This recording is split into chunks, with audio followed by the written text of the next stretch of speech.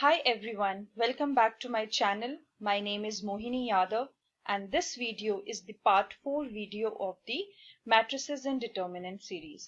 So in this video, we'll be discussing about systems of equations. So system of equation can be solved with the help of matrix.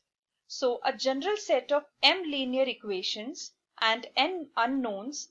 So these are your equations. So these types of equations we can solve with the help of matrix by rewriting this form of equations in this format, where A matrix is the coefficient matrix.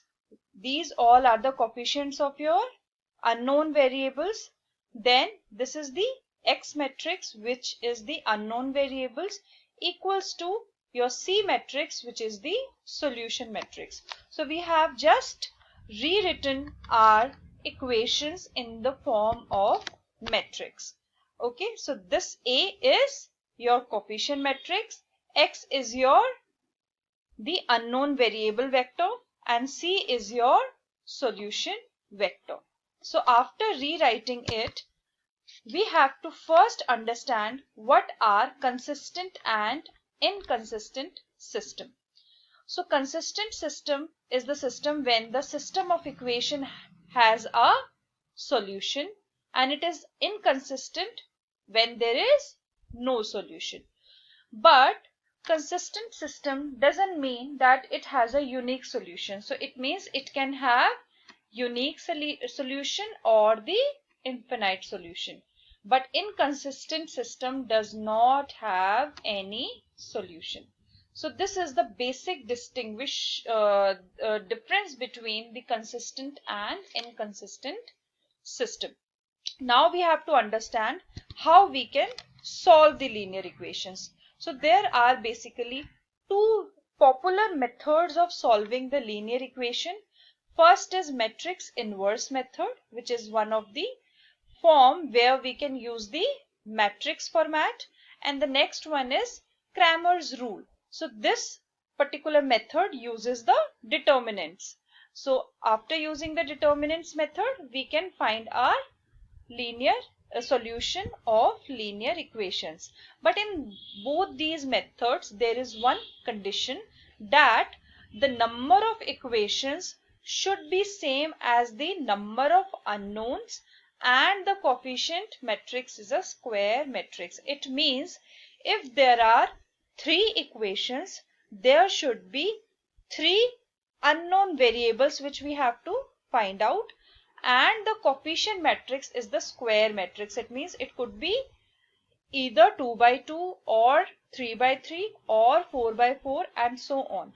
So your coefficient matrix should be square matrix, and whatever the number of equations you have, those equations should the number should be equal to the number of your unknown variables, that is your x1, x2, x3. Okay, so now understand the matrix inverse method. So it says that if a matrix is non-singular, remember we did the difference between singular and non-singular matrix in the earlier videos. So the matrix is non-singular when the determinant value is not equals to 0. So when it is not equals to 0, we can say that the inverse of the matrix exists, and we can find the solution of our equations with the help of this formula.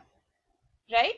We have written our matrix in the matrix format. What was the equation we written? A, that is the coefficient matrix, into X, that is the unknown variable matrix, equals to solution matrix, that is C. Now what we have done? We have just transferred the A to the right hand side. So now this is A inverse C. Okay, so we have just rewritten our earlier equation, that is Ax equals to C. And the formula of A inverse is 1 divided by determinant of A into adjoint of A. और adjoint A क्या होता है आपका? हमने पहले ही पढ़ा था videos में, that it is a transpose of your cofactor matrix. ठीक है, now we understood this. We understood that Now we just have to simply calculate this. Then we can use the multiplication method to multiply the solution vector. After that, our unknown variables can be calculated. So understand this with the help of example. So these are your three equations. Now understand, there are three equations, right? And how many variables that you have to find? A, B and C. So there are three variables. So now our first condition is satisfied. That is three equations, three variables, and the coefficient matrix is 3 by 3. So it says that your coefficient matrix should be square matrix. So this is also satisfied. So now we can use our matrix inverse method. So we just have represented this equation in the form of our matrix format. After that, A is your what? The coefficient matrix. So first step is to find the determinant of your coefficient matrix. So it is 1, deleting the first column and first row. So this is minus 56, minus 1. Then deleting this, it is minus 48, then plus 1, deleting this and this. So this is 42 minus 42. So the answer is minus 16. So it is not equals to 0. So the inverse of A exists. So after that, we just have to find the cofactors. So you already understand how we can calculate the cofactors. After calculating the cofactors, we have just transposed this to calculate the adjoint. So our first row has become the first column, second row, second column, third row, third column. After that, A inverse formula is 1 divided by determinant.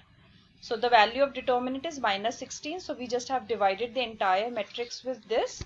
After that, we have just used this formula and we have multiplied the C matrix, that is the solution matrix, with this matrix. And you can simply now multiply this. So this is 3 by 3 and the next one is 3 rows and 1 column. So your resultant matrix will be 3 row and 1 column. So this is your 3 row and 1 column. So these are values of your A, B and C. So these are the simple calculations. You can calculate it, or in case of any doubt, you can definitely write to me. Okay, I hope this method is clear to you now. The next method is the Cramer's rule method, which is the determinant method, and it is given by Gabriel Cramer. So this is the system of equations which we have understood that we have just transformed it into the matrix format. What is D? D is the determinant of your coefficient matrix. This is your coefficient matrix, that is A, and D is the determinant of your coefficient matrix. After calculating the D, you have to see whether it is equals to 0 or not equals to 0. If it is not equals to 0, it means we can solve this solution to find the unique solution.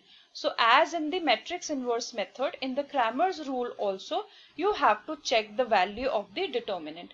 And if it is not equals to 0, then only you can say that the system has a solution or not. After this step, the second step says that you can use these formulas to calculate your values, where x1 is d1 by d, x2 is d2 by d, so on to xn equals to dn by d, where d we already know that d is the determinant of the coefficient matrix. So next step is to understand how we can calculate this d1, d2 and so on. So this calculation is very easy. If you have to calculate the d1, you have to replace the first column with your solution matrix. When you are calculating the d2, it means you have to replace the second column of your coefficient matrix with the solution matrix. And if you are calculating the dn, it means you have to replace the nth column with your solution matrix. This is very simple. Let's understand this with the help of an example.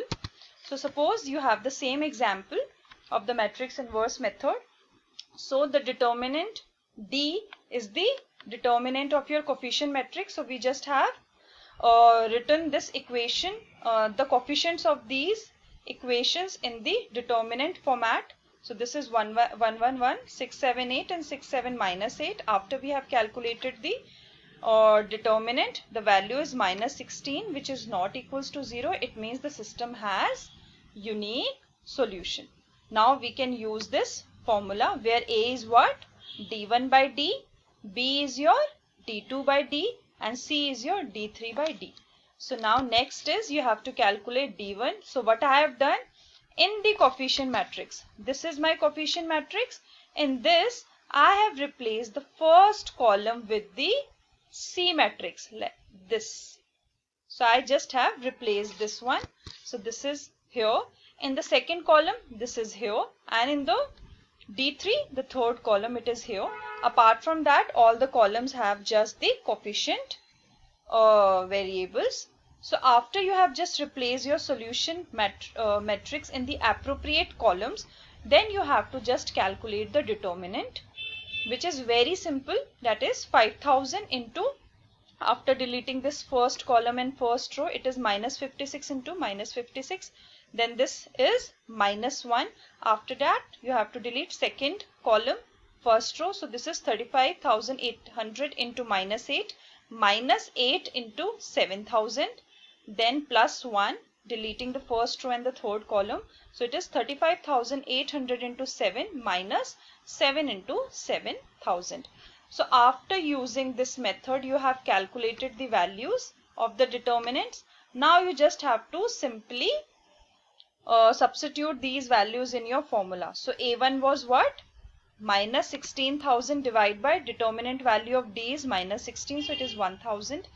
B is minus 35,200 divided by minus 16, so 2200. And C is minus 28,800 divided by minus 16. So this is the simplest method of finding the solution to your systems of equations. So you can use any method which is suitable to you in order to find the solutions. But yes, in case if the question specifically asks you to use a particular method, then you have to use that particular method only. The answers will remain the same. I hope both the methods are clear to you. But in case of any doubts, you can definitely reach out to me. And please share this video with your friends and subscribe to my channel, and also like the video so that it can kind of motivate me. Okay, thank you so much, students. Bye bye.